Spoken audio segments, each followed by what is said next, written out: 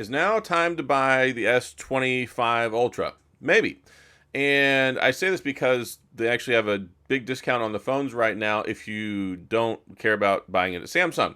Over at Best Buy and Amazon, you can get it for the lowest price it's ever been for $1069, which is like 230 bucks off. That's a good deal. A lot of people look at the phones when they first come out and they want to wait for the reviews. They want to wait and see what the deals are. They don't care about the free earbuds. They don't care about the free storage upgrade, all that crazy stuff. You just want to get the best rock bottom price if you just want to buy it outright.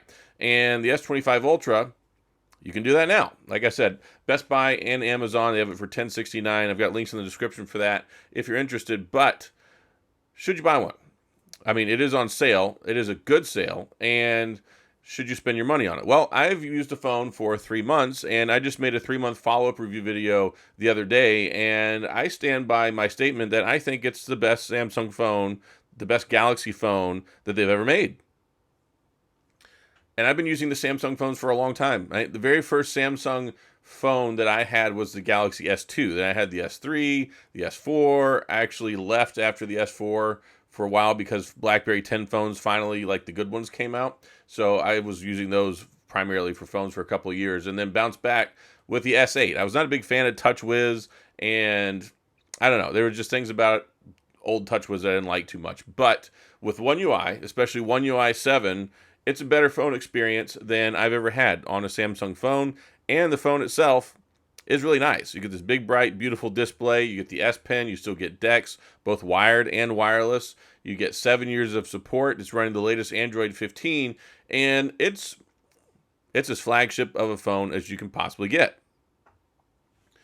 I like the design changes they made, and I've talked about that quite a bit because before, with the S23 Ultra, the S24 Ultra, I really didn't like the more barreled, rounded sides on it. It had the sharp corners. It made it a lot harder to hold, and it just made it felt bigger than the phone should have. So whenever they did the changes and they made the sides flat, and then they got the rounded corners, they shaved some of the width, they shaved some of the weight off of it, made it a little bit thinner. It's the most manageable Ultra phone that I've had the opportunity to use, and it makes it a lot more enjoyable to use. For instance, I liked the S24 Ultra. I thought it was a fantastic phone, but it just felt too big and bulky for me, and I know this might sound silly, but just the ergonomic changes in the sides and just shaving a little bit of it off has made it a lot more manageable. I know this might sound silly, but for somebody who's 6 foot tall, like, I don't have the biggest hands in the world, so whenever you want to try and hold a gigantic phone like 6.8, 6.9 inch screen, they're pretty big. I mean, I always say, like, I like the Sony Xperia series. I like the 6.5 inch screen, the thinner form factor. Big phones, I like them. I appreciate them, but usually they just feel kind of cumbersome. So if you didn't like that about the S23 Ultra, S24 Ultra, then this gives you a better chance to have something that holds a little bit better, feels better in the hand, and I enjoy it. I think the cameras are good. I know a lot of people are like, oh, the cameras, they're not that great. The cameras are actually excellent. And it's one of these things now where we're splitting so many hairs when it comes to these cameras on our smartphones. Like, what you can do with the smartphone camera these days is just ridiculous. So whenever we look at something like this, a 200 megapixel camera, it's got 2 different telephotos, a 3 times and a 5 times. It's got the best zoom, at least on any phone you can get in the US, 8K video recording at 24 and 30 frames per second, slow-mo video recording, and it's fully capable, and it takes really good photos. This one is my go-to phone when I go to my kids' soccer games, I go to my kids' football games, because I'm able to reach out, and even with motion. You know, I know that some people think they're not great with motion, but that's more of an up-close thing, and they're still pretty good at that.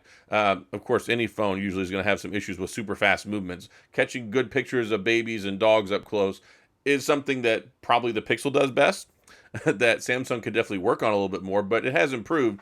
But for reaching out and taking those best quality shots, best quality video, this is it for me. And it does pretty good stuff for low light too. So I enjoy the phone. It's probably the most I've enjoyed a Samsung phone other than the foldables. I mean, I've been a fan of the Flip. I've been a fan of the Fold. I've owned all of them. Yeah, I have owned all of them. Yeah, I've owned all the Flips and all the Folds. And I always kind of bounce back and forth between them. But the last 2 years, it's been more I've stuck with the Fold than the regular S series just because I like the form factor better. And this go around, I've had my SIM card in this thing, and I just took it out yesterday. I'm actually wrapping up my full review on the Pixel 9a right now. So I need to put my SIM back in that one for a little bit. But this one, I love it. Like, I've really enjoyed this phone, and it's not very often. Like, I'll come out and I'll say, okay, it's a good phone, it's excellent, it's a good option if you want it. But like, I've really enjoyed this one. And everybody always asks, this is the Samsung Galaxy made kind suitcase. It's like their leather version that they have. I really like it. It's held up really well. I've been using it for 3 months. No scratches, no dings. It's not getting any rifts or any tears or anything. Not messing up around the edges. Like, it's been a really good case. And if you can find it on sale, it's a great deal. I ended up buying it the day it went on sale, like a week before the phone was available. I got it for 28 bucks. And this is one of the best phone cases that I've ever bought. I'm not usually willing to spend that much on a phone case, so that's been good. But yeah, if you're interested in getting one, if you want to buy one for your mom, it's a perfect Mother's Day gift. If your mom likes Android phones that have big screens and S Pens, I mean, there's not really an alternative to this. There's nothing that really has this level of complexity. I know that maybe your mom might want something more simplistic. I know somebody's going to say your mom just wants an iPhone, and she probably does. But if your mom doesn't like iPhone and she likes Android phones, this is a great one. Of course, the Pixel 9 series phones are great. The Pixel 9 Pro XL is on sale for $899 right now, which is a phenomenal deal, and $200 cheaper than this. So it's really hard to go wrong with either of those phones right now. But I mean, the moral of the story is that this is a video about a Samsung phone. But don't let me be fooled. I'm here to help you get the best value for any phone, whatever works and suits your needs. And on top of that, you get your money's worth because you get such long support out of these phones. And I know I'm hesitant to say, okay, 7 years of support whenever it comes to something like a foldable phone. Like, do we really know how well a folding screen is going to hold up for 7 years? A lot of people don't put a lot of faith in that. But when you have a good solid glass display, the Gorilla Glass Victus armor on here is unbelievable. This is the first time I have ever used a phone, like especially with these expensive phones, without a screen protector on it. I've been using this one without a screen protector ever since the day that I got it. And 3 months now, and it hardly has any scratches at all. I mean, it might have a couple tiny little micro abrasions, but I use this as an opportunity to test it out, and I really wanted to see how good it is. It's insanely better than ceramic shield in the iPhone. That's garbage. That's dirt. It gets scratches like there's no tomorrow. This thing, by comparison, is practically spotless, and it looks good. I mean, it's brighter than the iPhone. I think it's a better looking display than the iPhone. I think the color calibration is better. And of course, you have the option to go into the settings. You can fine tune the saturation to make it look more vibrant, make it look more realistic. That's one nice thing about Android and Samsung phones is you get so much control.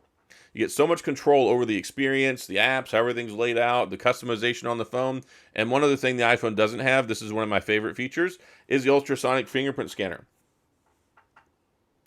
I don't use facial recognition with most of my phones. I'm forced to with the iPhone because it's the only option for biometrics. But on the Samsung Galaxy phones, I don't use facial recognition. It's totally fine. It works great. You can use it if you want to. I like using fingerprint scanners. And that's one reason why I love the iPhone SE so much. And one reason I was so pissed off that the new iPhone 16e got rid of the fingerprint scanner. I like the control of just reaching down, using my thumbprint, and then I can unlock the phone and use it how it's intended to and how I want it to. It's not like, oh, phone accidentally unlocked as soon as I looked over at it. I don't like that stuff. I like having control over it, and I like not having look at my phone so I can unlock it. So that's one of the nice things here. And the ultrasonic fingerprint scanner is super secure, and it's really good. It's really fast as well. So overall, I really like the phone. Again, I just did my 3-month follow-up review video on it just the other day, like last week. But I saw that there was a huge sale. So I'm like, hey, if you've been in the market, and I know a lot of people don't buy these on day one. Some people are day one adopters, a lot of fans, a lot of enthusiasts, a lot of tech enthusiasts. But a lot of normal folks, they want to wait and see. They want to say, okay, the phone's been out for a little while. Does it have any problems? Is it still running good? Is there any stuff that popped up that we didn't get from the initial reviews because people didn't have time to use them long enough? So I've been using it, again, as a daily driver for 3 months, and I think it's the best. I think it's probably the best Samsung phone they've ever made. I like the changes they made. I was a little critical of it at first because I'm like, okay, they didn't make that many changes, but as you use the phone and as you actually get it in your hands, it's super tangible and it feels like a whole new phone.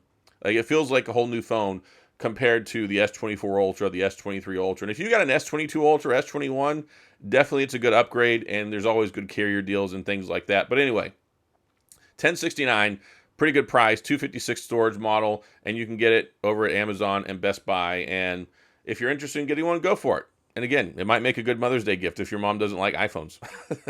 I couldn't get my mom away from her iPhone, so it's kind of a tall task, I think. iPhones are so embedded, especially here in the United States. But there's other options. This is one of them, and this is a good phone. So that's all I got. If you have any questions, comments, gripes, concerns, complaints, all that stuff, of course, please go to the comment section. I'll do my best to get back with you. If you enjoyed the video, please hit the like and the subscribe button and the little notification bell if you want updates when new videos come out. And as always, thanks for being here. I appreciate you watching, and I'll see you guys next time.